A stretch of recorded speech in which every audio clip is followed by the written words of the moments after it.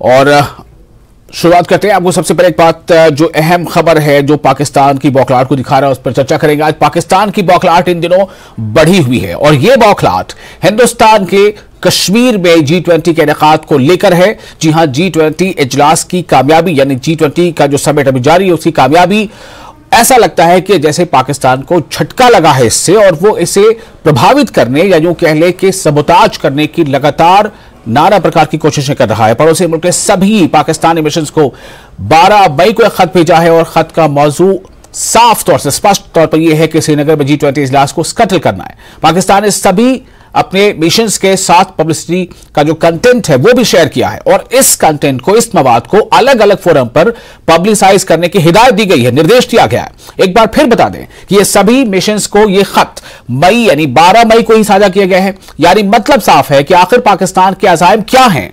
हिंदुस्तान, खास तौर विशेष तौर कश्मीर में हो रहे G20 इजलास को लेकर पाकिस्तान की सोच क्या है और उसकी बेचैनी कितनी है। 6 पन्नों पर जो इसमें जो कंटेंट है उसमें NRC, खालिस्तान, पुलवामा और अकलियतों यानी जो अल्पसंख्यक यहां रहते हैं हिंदुस्तान में, उनकी स्थिति का जिक्र किया गया है। उसका विशेष रूप से उसकी चर्चा की गई है। यानी पाकिस्तान की एक बार फिर जो पाकिस्तान का चेहरा है वो बेनकाब हो गया है।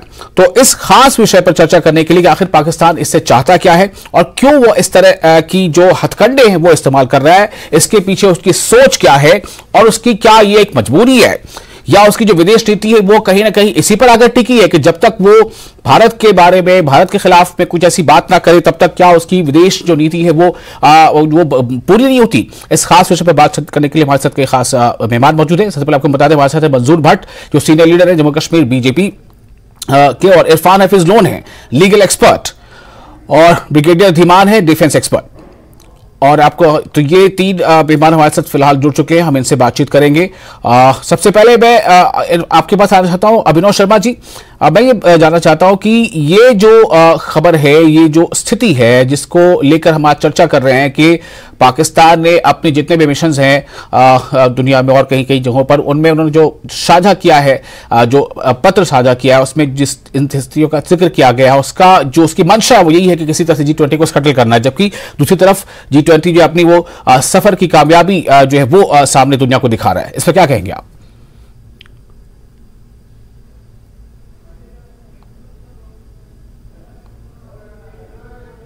अभिनव शर्मा जी को मेरी आवाज मिल पा रही है? अभिनव शर्मा जी को मेरी आवाज मिल रही है, spokes person J&K BJP। Abhinav ji को मेरी आवाज मिल पा रही है, हम फिर उनके पास आने की कोशिश करते हैं। फिलहाल हमारे साथ 2 और खास मेहमान हैं, जैसे मैंने पहले आपको बताया, इरफान हफीज लोन जी हैं और ब्रिगेडियर धीमान भी। ब्रिगेडियर धीमान, मैं आपके पास आना चाहता हूं। ब्रिगेडियर, आप ये बताएं कि क्या स्थितियां हैं, ये स्थिति बताती क्या है, किस तरह की तस्वीर ये बताती है कि ये बेचैनी क्या बता रही है? देखिए, पाकिस्तान की जो बेचैनी है ये एक ऑब्वियस चीज थी। पाकिस्तान का स्टैंड रहा है कि कश्मीर जो है वो पाकिस्तान का हिस्सा है, जबकि वो एक सच नहीं है। अगर आप इवेंट्स को देखें तो पाकिस्तान का J&K पे कोई लोकल स्टैंड आई नहीं है और जो इलाका इन्होंने अपने पास रखा हुआ है वो भी ऑक्यूपाइड कश्मीर है और जो इन्होंने धोखे से हथियाया है, और तब से इनकी यही पॉलिसी चली जा रही है कि कश्मीर पाकिस्तान का हिस्सा है।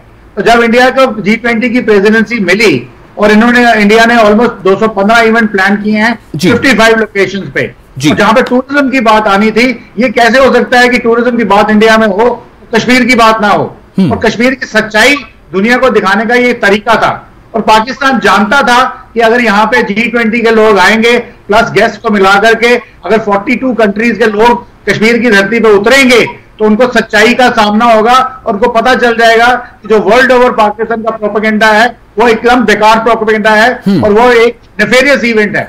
इसलिए उन्होंने अपने डिप्लोमेटिक चैनल्स को सबको एक्टिवेट किया, बोला कि कंट्रीज को कन्विंस करें कि वो पाकिस्तान यहाँ पे कश्मीर में ना जाए, बाइकआउट करें। परंतु बाइकआउट क्या करना है? उनके जो इस्लामिक कंट्रीज है 56, उसमें से 52 के लोगों ने इनको ऑलरेडी नकार दिया हुआ है आउटराइटली।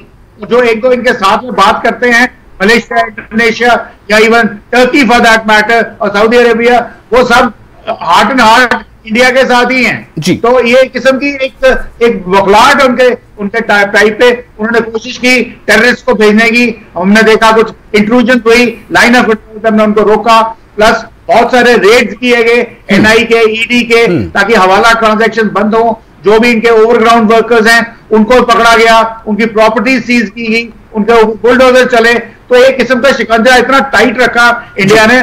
फाइनली जो असली चेहरा है, हम जो परसों से देख रहे हैं, संडे रात को जब डेलीगेट्स कश्मीर में पहुंचने शुरू हुए तो जो विजुअल्स हमारे पास आ रहे हैं वो दिखा रहे हैं कि कश्मीर एक बहुत ही जन्नत है। दुनिया में लोग उसको एंजॉय कर रहे हैं, एक स्विट्जरलैंड की तरह खुलेआम घूम रहे हैं। कोई किसी किस्म का लोकल्स के ऊपर या हमारे फॉरेन डेलीगेट्स के ऊपर किसी किस्म के दबाव नहीं है, and they are having a good time. So that means Pakistan has been defeated in the nefarious times, और ये एस्टैब्लिश हो गया है कि कश्मीर जो है भारत का अटूट अंग है, और वहां पे फिल्म के लोग बैठे हुए हैं, टूरिज्म के लोग बैठे हुए हैं। ऑलरेडी उन्होंने बताया कि 2 करोड़ के लोग या करीब लोग टूरिस्ट इस वक्त श्रीनगर में पहुंचेंगे। मैं तो ये सोचता हूं कि इतने लोग श्रीनगर आएंगे तो क्या हमारे पास इंफ्रास्ट्रक्चर है उनको वेलकम करने का या नहीं। ये बिल्कुल आपने जो पॉइंट उठाया है, मैं लेकिन चूंकि आज चर्चा इस पर कर रहे थे कि क्यों ऐसी स्थिति आती है, और हमारे साथ इरफान हफीज लोन जी भी है। इरफान हफीज जी, मैं आपके पास आता हूं, एक छोटा सा रिएक्शन ले लेता हूं पहले मंजूर भट्ट जी का। मंजूर भट्ट जी, आपको मेरी आवाज मिल रही है? जी बिल्कुल जी। ये जो 12 मई को जो हमारा पड़ोसी देश है उसने अपने तमाम पाक मिशंस को जो पत्र भेजे हैं, और उसका सिंगल लाइन एजेंडा है कि किसी तरह से G20 जो होने जा रहा है उसे स्कटल किया जाए, और उसमें जिन स्थितियों का, जिन चीजों का जिक्र है, खासतौर से विशेष उसमें NRC का जिक्र है, उसमें खालिस्तान का जिक्र है, उसमें अल्पसंख्यकों की स्थिति का जिक्र है, और भी ऐसी कई उसमें मुद्दों का जिक्र किया गया है। इस पर क्या है अब कहना आपका? देखिए, जहां तक G20 की जो बात है, आज जो जम्मू कश्मीर में श्रीनगर एरिया में जो आज शुरू हुई है, और जिसके साथ कहीं ना कहीं जम्मू कश्मीर के कश्मीरियों के आज सेंटिमेंट जुड़े हैं। लोगों ने खुले दिल से G20 समिट का, यहाँ पर इस सम्मेलन का यहाँ पर खुले दिल से वेलकम किया, और कल से बिल्कुल एक सेलिब्रेशन के तौर पे यहाँ के लोग इसको देख रहे हैं। लेकिन जो पाकिस्तान की रणनीति है पिछले जो 70 या 80 साल पे अगर हम देखें, आप देखिए, सिवाय टेररिज्म, सिवाय बर्बादी के, उन्होंने जम्मू कश्मीर को लेकर कभी कुछ नहीं चाहा। लेकिन तब माध्यम होता था पूरे मुल्क तक पहुंचने में, तो मीडिया होता था, तो मीडिया तब बहुत कम था, तब वो प्रोपेगेंडा पूरे इंटरनेशनल लेवल पे करता था। लेकिन आज आपको पता है सोशल मीडिया है, आज हर एक के पास स्मार्टफोन है, और जो कल से तस्वीर पिछले इन 2-3 दिनों से जो एक चमक दमक पूरे कश्मीर की आज पूरी दुनिया में चली गई है, हमारे प्राइम मिनिस्टर नरेंद्र मोदी साहब ने जो एक तस्वीर बदल दी है, उससे कहीं ना कहीं पाकिस्तान को फ्रस्ट्रेशन पहुंची है। देखिए, आज साफ तौर पे, चाहे आपने देखा यहाँ के लोगों ने टेररिज्म को नकारा, यहाँ के लोगों ने डेवलपमेंट को थामा है। मैं वजीर आजम नरेंद्र मोदी साहब का शुक्रगुजार हूं, उसने सब कुछ ताक रख के, हर एक चीज, सिक्योरिटी सिनारियो ताक रख के कश्मीर के श्रीनगर में ये G20 का जो सम्मेलन है ये कराया, और लोग बहुत ही खुश है। पाकिस्तान हमेशा जो कश्मीर के मुद्दे को इंटरनेशनल लेवल पे प्रोपेगेट करता गया है, लेकिन आज वो पूरी मुल्क के साथ साथ पूरी दुनिया में एक्सपोज हुआ है कि वो एक टेररिस्ट मुल्क है, वहां पर तरक्की के साथ कुछ नहीं है, वो कंगाली मुल्क है। अब जो आज जो हमारे मुल्क हिंदुस्तान को पूरे वर्ल्ड में जो उसकी तरक्की उससे देखी नहीं जा रही है, और इस तरीके के ट्विटर पे वो प्रोपेगेंडा फैला रही है, मुझे लगता है पाकिस्तान को अब शर्म आनी चाहिए। आज हर कोई कश्मीर, इरफान जी हमारे साथ मौजूद है, लीगल एक्सपर्ट भी है, कानून के जानकार भी। इरफान हफीज लोन अक्सर अपने ऐसे विषयों पर अपनी बात रखते हैं। इरफान जी, ये 2 चीजें हैं, एक तो जो G20 का इजलास कामयाबी के साथ गामजन है, दूसरा यह कि 12 मई को लिखा गया पाकिस्तान का पत्र, साफ तौर से ऐसा लगता है, इसे समझा जा सकता है कि कहीं ना कहीं उसकी वो एक बेचैनी है। और आपको क्या लग रहा है, क्या कहीं से भी ऐसा लगता है कि उसका कुछ असर हुआ होगा? आखिर ये बेचैनी, ये बौखलाहट क्यों है?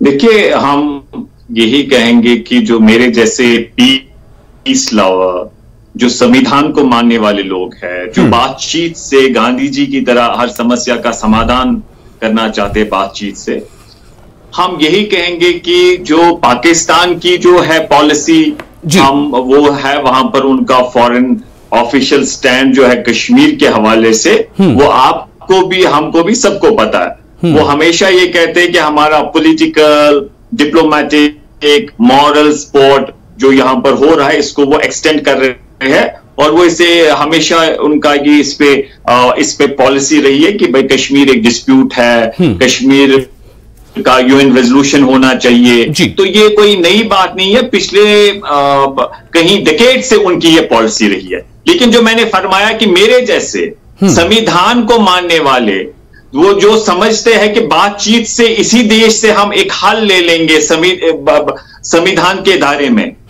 आज उस पे हमें चर्चा करनी चाहिए कि उस पे हम किस हद तक सफल या विफल रहे हैं। आज मेरे जैसे व्यक्ति को यह कहा जाता है कि भाई उस वाले पाकिस्तान वाले कश्मीर में, मुल्क में जो कश्मीर हमारा है, उनके पास प्रधानमंत्री है, उनके पास राष्ट्रपति है, उनके पास वहां की विधानसभा है, उनके पास वहां की चुनी हुई सरकार है, वहां इलेक्शंस होते हैं, और यहां वाले कश्मीर में मेरे को ताने मारते हैं लोग कि आप संविधान की बात करते हैं, आप नेशनलिस्ट होने की बात करते हैं, लेकिन इस वाले कश्मीर में प्रधानमंत्री को भी छीना गया, सदर रियासत को भी छीना गया, यहां पर जो हमारे पास संविधान था उसको छीना गया, 370 लिया गया, 35A लिया गया, और हद यह है कि पहली दफा किसी जगह पे किसी राज्य को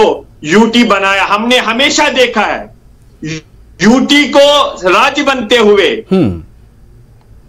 लेकिन एक बात, इसके कई पहलू है। आपने जिन चीजों का जो आपने मुआवजा किया है, आपने कंपैरिजन जो किया है, उसमें आप देखें तो स्थितियां देखिए वहां क्या है, उस कश्मीर की स्थिति क्या है जिसे अभी आप जबान में बता रहे हैं, जो कश्मीर से भारत अभी कंट्रोल है, जो आज ये जो यूटी, इसकी स्थिति क्या है, यहाँ की आप स्थितियों को देखें, यहाँ के डेवलपमेंट को देखें, और यहाँ के जो अभी रोजगार के अब जो नए नए मौके पैदा हो रहे हैं, और इसी से आप अंदाजा कर लीजिए कि जब G20 यहाँ हो रहा है। मैं आपकी इसी बात पर रिएक्शन लूंगा, जो बीजेपी के हमारे साथ लीडर मौजूद है उनसे भी, और ब्रिगेडियर दीवान जी से भी। इरफान जी, एक छोटा सा ब्रेक लेते हैं, उससे पहले आपके इस बात पर दोनों से रिएक्शन लेते हैं। छोटा सा ब्रेक के बाद जल्द हाजिर होते हैं।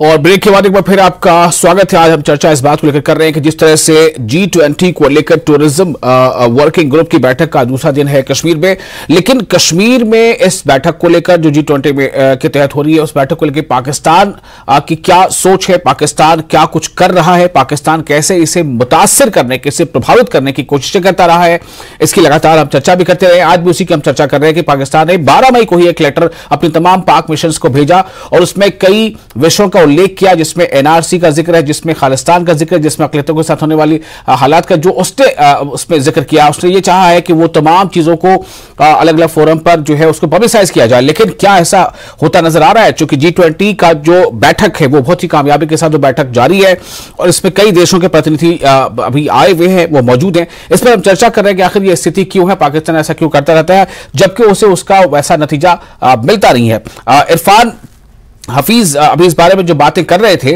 उन्होंने इसका कंपैरिजन किया कि किस तरह से इस कश्मीर का और दूसरे कश्मीर का जो है उसमें स्थितियां क्या है। मैं आप हमारे साथ जो मौजूद हैं सीनियर लीडर मंजूर भट्ट बीजेपी के। मंजूर जी, मैं आपका इस पर रिएक्शन लेना चाहता हूं जो अभी इरफान जी ने कहा है।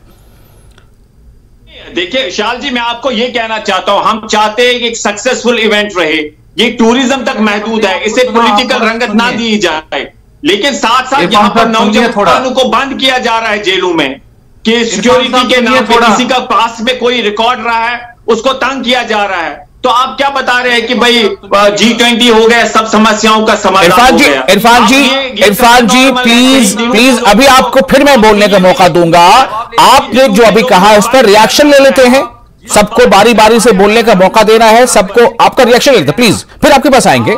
जी मंजूर साहब, बहुत कम देखते हैं आज कश्मीर जो पाक ऑक्यूपाइड कश्मीर जो आज है, वहां का नौजवान आवाज लेके निकला है कि जिस तरीके से प्रधानमंत्री नरेंद्र मोदी कश्मीर, जम्मू कश्मीर में डेवलप कर रहे हैं, इस तरीके से हमारा मुल्क भी वहां पर जो कश्मीर है वो डेवलप होना चाहिए। वहां की नौजवानों की हालत देखिए, वहां पर सब्जियों की बात देखिए। आप उस कश्मीर की बात करें, वहां प्राइम मिनिस्टर है, वहां का प्राइम मिनिस्टर होना, वहां का चीफ मिनिस्टर, वहां की असेंबली का होना क्या फायदा है? यहां पर आज एशिया का सबसे बड़ा लॉन्गेस्ट रेलवे ब्रिज हमारे प्राइम मिनिस्टर साहब ने बनाया।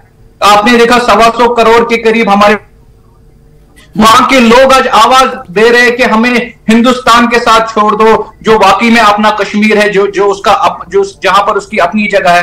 आप तो लोगों को गुमराह कर रहे हैं, आप तो पाकिस्तान की ही बोली बोल रहे हैं।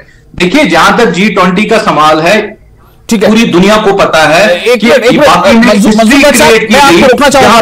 मुझे ब्रिगेडियर धीमान का भी इस पर रिएक्शन लेना है।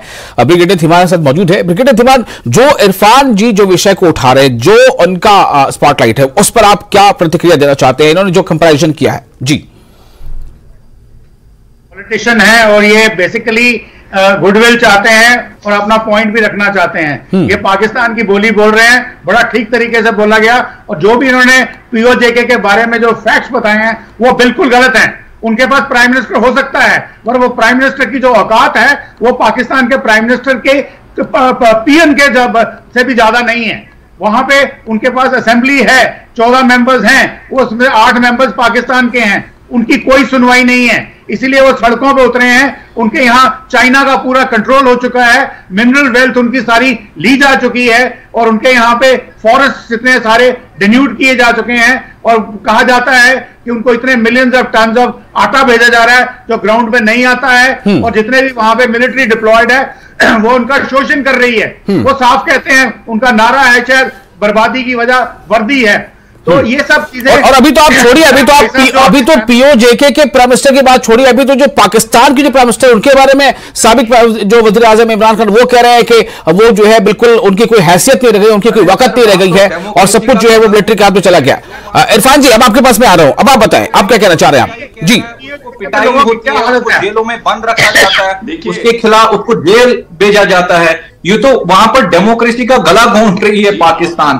देखिए, आज पूरी दुनिया के सामने आजाद कश्मीर की हकीकत आज दुनिया के सामने। और मंजूर जी आपको थोड़ा रुकना पड़ेगा, आपको थोड़ा रुकना पड़ेगा, मंजूर जी रुकना पड़ेगा आपको।